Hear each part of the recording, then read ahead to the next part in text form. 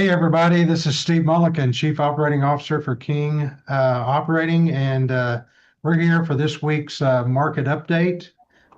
Today, I have with me Mr. Bill Phillips, our Executive Vice President for Land and Business Development, and I welcome him here. And then I think we've got Rachel on the other corner that's come in as well. How you doing, Rachel?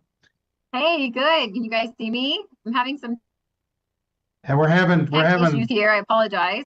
Yeah, having a few technical difficulties, but we've got her back now. So, There we I, go. I had to let Steve go ahead and do the big intro today. yeah, I know everybody was disappointed about that, but it's way it goes sometimes. Yeah, it looks like we're all good here on this front. So welcome everybody to the oil and gas rundown here at King Operating. We are excited that you're joining us again today live. And yeah, we're going to be talking about a couple different things. I have Steve. Steve, can you see me? No, I actually can't. Oh my, let's try Yeah, this. Let's see here. there we go. Well, then you're gone. You're in again. Okay. Okay, I think we're good. I Yeah, think we got it. Just uh, a minor glitch there. So we can hear you. That's the main thing. So, one more time. Let's see. Let's see if it'll hold that way. yeah, Okay. there we go. There we go. So all right, yeah. So King Operating Oil and Gas Rundown Live. Thanks everybody for bearing with us there, bearing with me through some technical glitches and difficulties. And we are excited today to have, as you met, our COO here at King Operating, Steve Mullican. So thank you, Steve, again for taking the lead there. And of course, we have Bill Phillips, our EVP of Yeah, Land. yeah, I think, yeah, Rachel, your audio is kind of off. So I think today, kind of the big impact, I'll just kind of start leading it off for the update. I mean, all of you all, I know different parts of the country, there's been a lot of weather. I guess I heard the other day that this winter storm impacted over 40 states, which I was surprised it wasn't more, to be honest, but 40 states in the union that had been impacted by this winter storm, and we were in fact impacted by it. Of course, it was. I have to tell you, it was nothing like 5 years ago when we had Snowmageddon, as we call it, and I think we kind of got through it. I think relatively unscathed, and you all heard about all the ERCOT stuff going on before 5 years ago, and there was no real power outages due to lack of power on the grid, mainly just some ice that took some power lines down, and of course, people were impacted, but nothing like it was before. But a lot of the things that I think we want to talk about today, I mean, with the weather, is just how this affects operations as a whole. Um, Bill and I have worked in the industry for years. We've worked in a lot of different areas, and I can tell you, from my experience, a lot of how you set up your operations definitely is, of course, in the area that you're working, and weather is one of these things that we do take into account. But a lot of areas like Texas, especially if you go into South Texas, they don't get they get the occasional winter storm. So those wells and operations are accordingly. But then if you're up in North Dakota, it's can be very impactful on the weather. But again, they uh, they adapt to those operations. They have the equipment for that kind of operations.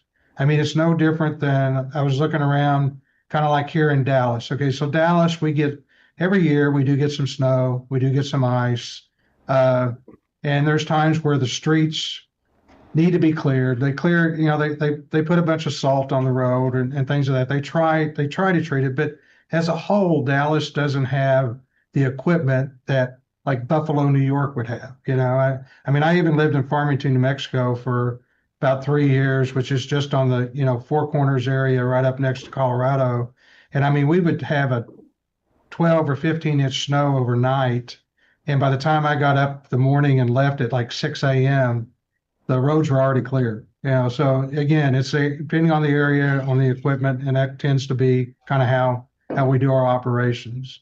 But Bill, I know, Bill, you've worked in a lot of different areas. What are some of the things you've seen, from on, operations, and also, are there things that you take into consideration, on the land, and when we look at it from a leasing standpoint, or also from just from a overall business development standpoint as we're looking for opportunities?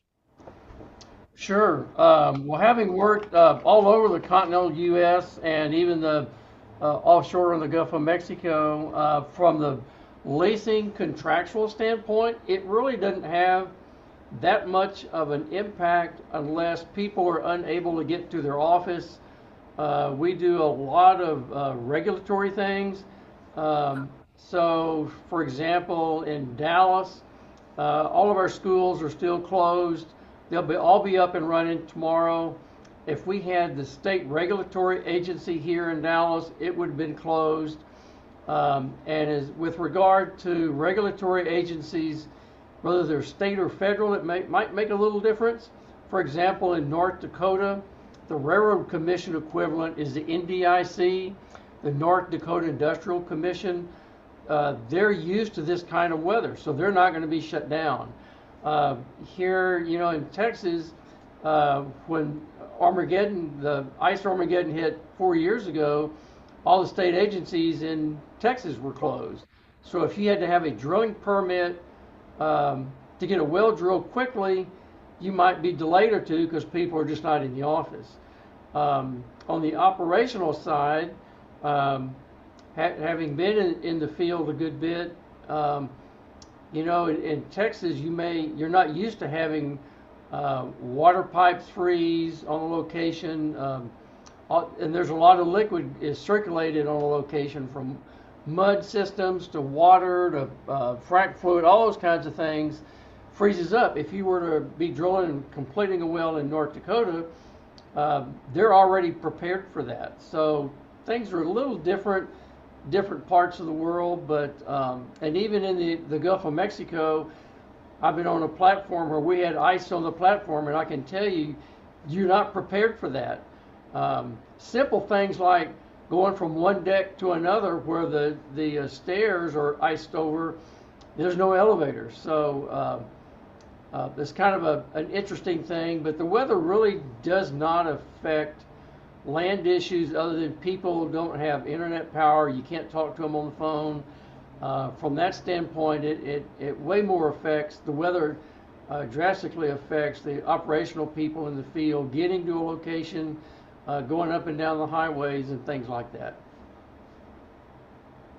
Well, I know, just looking at our current operations. I mean, this last freeze is we've fared very well. I mean, in some of the areas we kind of know that they're going to be a little more severe than others, but again, we're pretty much prepared for that. It doesn't mean we won't have downtime, throughout the winters. We always do. There's always a freeze up here or there, or there's a power line down that takes power, but most of that has been taken into consideration.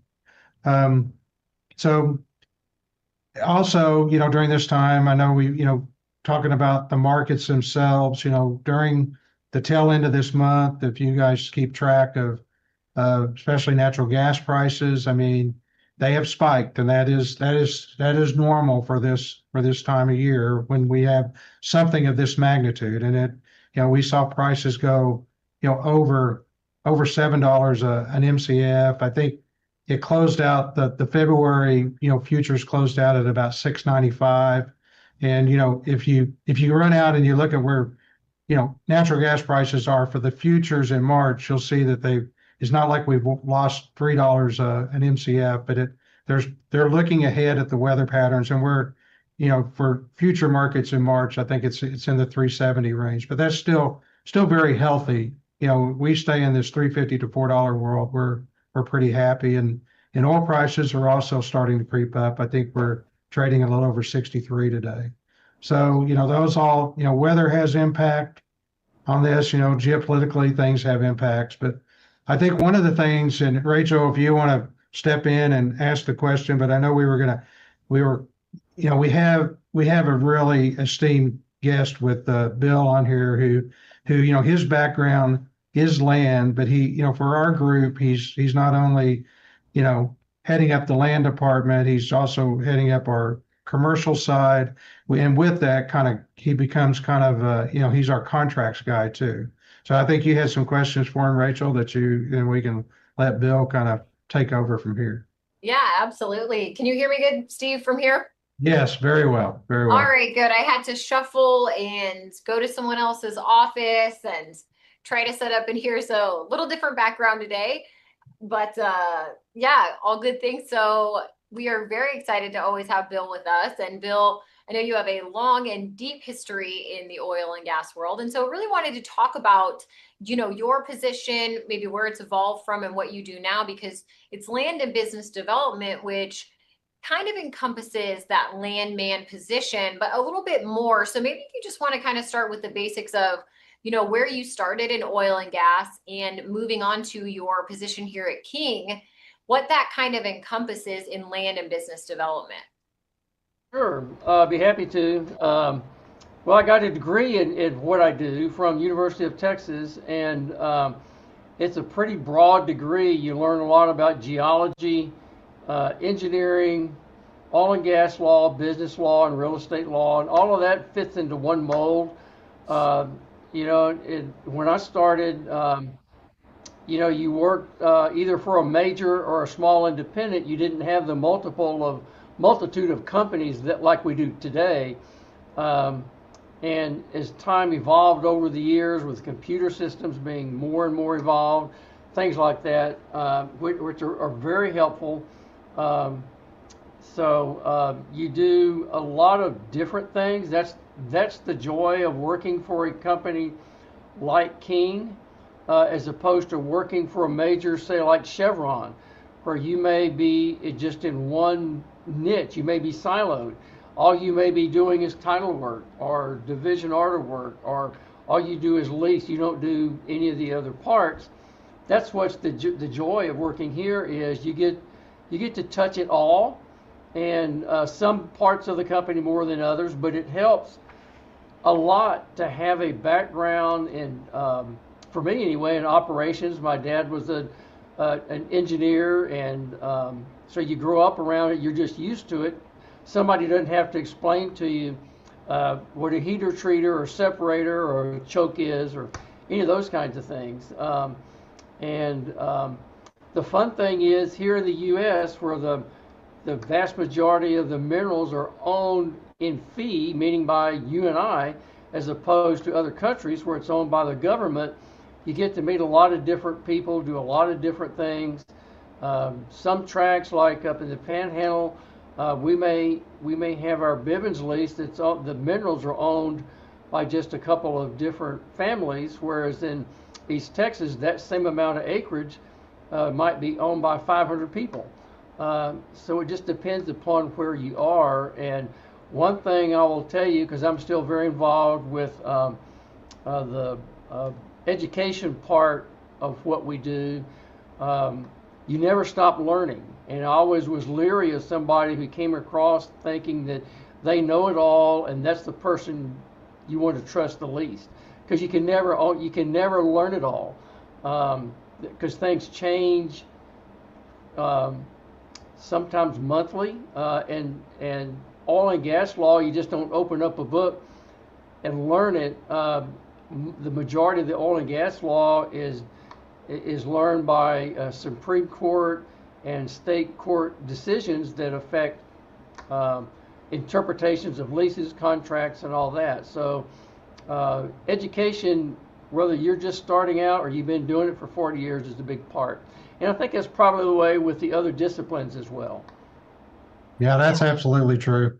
I agree 100% with that, Bill. I mean, I've always made I think the older you get, people might say we've seen it all. We got, people might think, oh, they know it all. I think the older we get, the more we need, we understand the need for teams and different perspectives. And I always have said, and, as I've gone through my career, we're engineers. I don't know if it's like this for landmen, but sometimes the most almost arrogant part of being an engineer is when you're in your kind of mid 30s to maybe, early 40s. You've been in the business close to 20 years, and you really do start thinking, well, I've seen it all. And that's kind of not that's a little dangerous thing to think. So I agree 100%. I mean, we got to keep learning. Things have continued to change. And, I think it's like that in any industry, but got to keep reading up on things and understanding the new technologies and really utilizing the team and the people. Yeah, absolutely. I think that needs to be said for every, no matter what you do, every walk of profession or life, you need to really have a growth mindset and realize there's always something that you can learn. And especially, like you said, in an ever evolving and changing world and landscape with all sorts of different innovations, it's super important to be able to learn and grow and have an open mind. So I love that. So, going back, Bill, to a little bit about what you talked about, could you maybe just give a little bit of an example on, some of the work you did with our Bivens Ranch location, maybe in the beginning, how you navigated some of those processes, or even, the contracts, or just a little bit of practical information for people? Sure. Well, the first thing we did is we sat through about a 3-hour presentation from the folks that had originally put it together.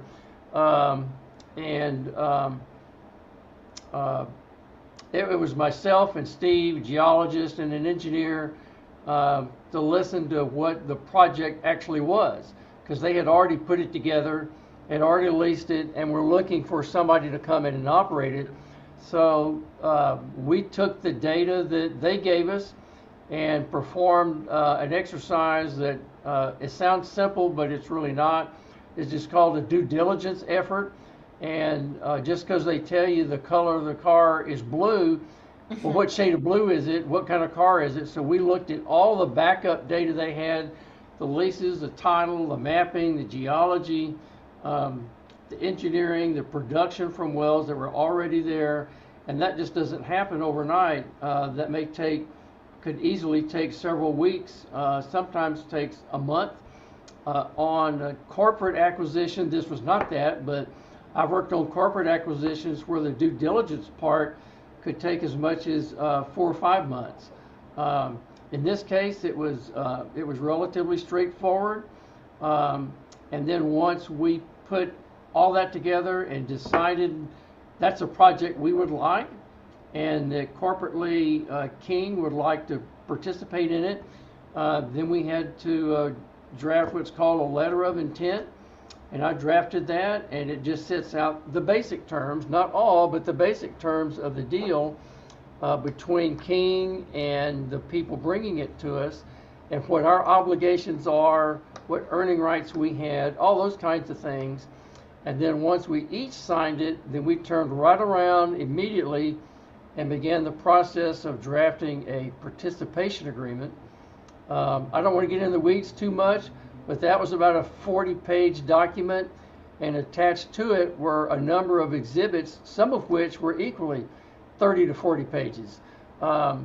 It's not only here's the terms of the trade and how we're going to go about it, what happens if this occurs or that occurs, all those kinds of things you have to think of. But then there's a what's called a joint operating agreement that, okay, we now own it, we agree to do all these things, and now we're actually going to operate in the field. Well, what governs all of that? So it's a separate agreement. It has accounting procedures with it, a quite involved process. And these kind of agreements are done on virtually every drilling opportunity that any company would take, not just King. Whether it's Exxon or King or Chevron, Conoco, all those documents are there together. And the part that I played in that was assembling all those, made it match what we thought our deal was and is.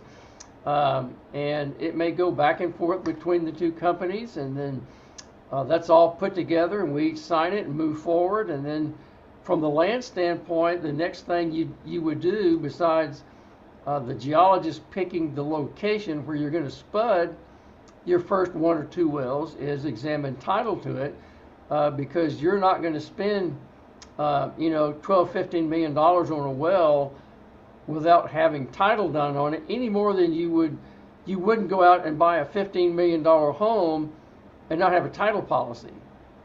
So this is the same thing, except you don't worry too much about the surface. You worry more about the mineral estate. You obviously you worry about the surface, but that's a separate agreement too, that you deal with the surface owners, because sometimes they own the minerals and sometimes they don't. And then once all of that's done, the wells are drilled. Your drilling completion department completes the wells, get them hooked up, and then you have to disperse revenue to both your operating partners and the mineral owners, and that involves another round of title opinions to make sure you're paying the right people in the right portion to like the 5th decimal place. And then the next series of wells, all of that starts over. So it's quite involved from time to time. Yeah, it sounds like definitely a lot, and a lot of paperwork, a lot of time, a lot of effort, due diligence goes into that. And I do love that about you guys. You do an incredible job over there. I know when you look at these locations, when you've looked at Bivens or looking at MidCon, that a lot goes into those efforts.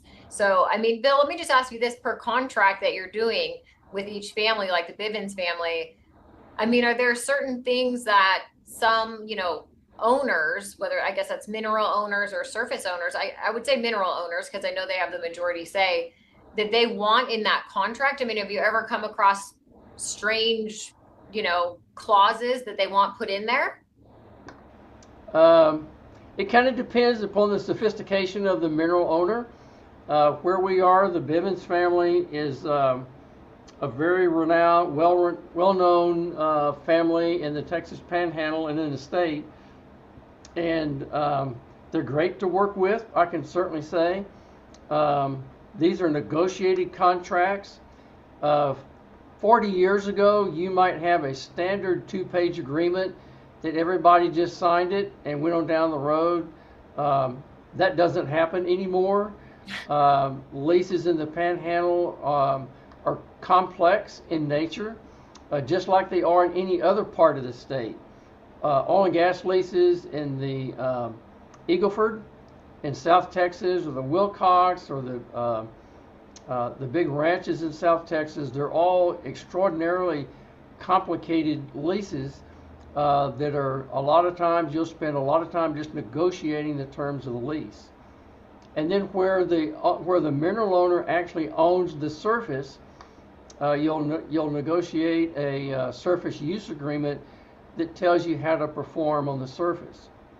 And if, by the way, if you happen to lease a state of Texas general land office lease, a lot of those terms are not negotiable. They're a state form. You take it or leave it. It has a surface use agreement that's also quite complex.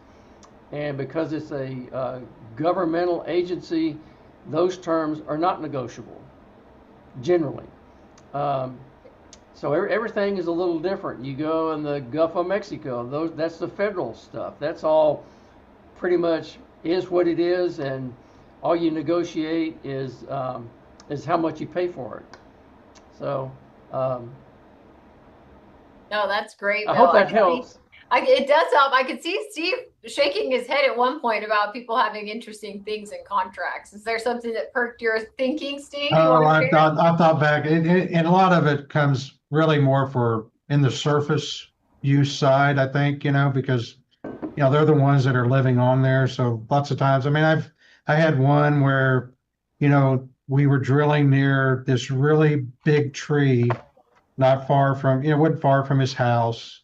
He basically said it had some kind of, sentimental value. I don't know what that meant, what occurred with that tree, but there were terms written in there that if that tree died, within the time period that we had our well producing, we had to pay him, a certain amount of money. He was very concerned about the tree.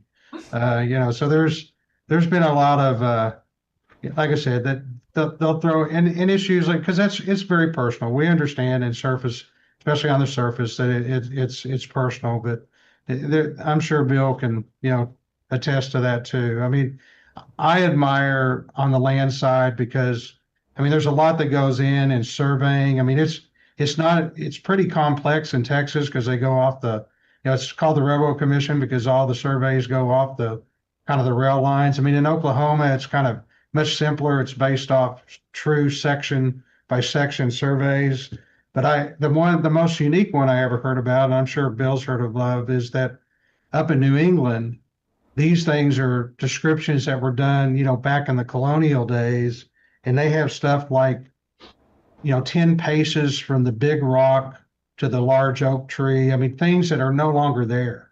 Oh my gosh. And I'm sure Bill, like I said, and I'm sure when he did Marcellus and West Virginia and in Pennsylvania, some of that kind of occurred there too. Is that right, Bill? No, that's exactly right. In fact, we had every state is a little different. Like here, we had boundaries of our lease that had in one lease in Pennsylvania that had been producing since 1913, and we were struggling finding the corners or the outline of the lease, because a lot of times those descriptions were created back in the late 1800s, early 1900s, and the surveying back then, you had no GPS, none of the sophisticated things we have today, and which is not too dissimilar, by the way, from South Texas along the Texas Rio Grande border, where you don't have surveys, you have what's called portions, and they may cover 20, 30,000 acres, and the boundaries of those change. The Rio Grande River changes, and it sets the boundary between the United States and Mexico. So sometimes you just have to take your best guess as to where you're going to have your footage calls to get a permit to drill a well, because the section boundaries have changed. Even in Dallas, Texas, there are out just north of the DFW airport, when all the Barnett Shale was being leased, there were some pretty good irregularities with regard to sections that they couldn't, it's called tying the corners, where you couldn't actually figure out the boundary of a particular lease, and it made the difference of myself owning the minerals or Rachel, you owning the minerals, because our lease boundary changed. So it's generally not a big deal. I wouldn't worry about it, but it does occur from time to time, and you just have to be smart enough to know what you don't know. So when you take shortcuts is what bites you. Yeah. Hey, I'd maybe think about one of the most unique kind of landman stories I have. It occurred in the Permian Basin, and I believe it's called the Johnson lease or whatever. But there was a landman, as they were doing the surveys, actually found that there was basically unclaimed land, that the surveys went to a certain point, and he found like this very narrow strip of survey that he was able to basically claim the minerals on, which made him a very, very rich man, because this was early on in the Permian. So, that's one way that, landmen can make some really good money if they find something like that. But it's basically like finding gold in a treasure chest, the way it was done. So, wow. Yeah. No, I'm sure there's some great stories that come out of the oil and gas industry, and some of those that go back are just really fun to listen to. And I appreciate you guys being on with us today and sharing some of your information and, wisdom and knowledge and all these fun stories. And we want to just invite our guests. Hey, we are here every Wednesday, 2:00 Central Time, for the Oil and Gas Rundown here at King Operating. I'm sorry today that I had so many technical issues, and hopefully next week I'll be back in my own office. But Steve and Bill, I want to thank you for joining us today. And I also just want to remind everybody, hey, if you want more information about King Operating and what we do here, where we're drilling in the Bivens, please reach out to us at kingoperating.com. We would love to get in contact with you and share more about our opportunities here. And I want to leave everybody today with a quote from Bill Phillips. Be smart enough to know what you don't know. Think about that this next week. All right, everybody. Thank you, gentlemen. We'll see you next Wednesday. Have a good day.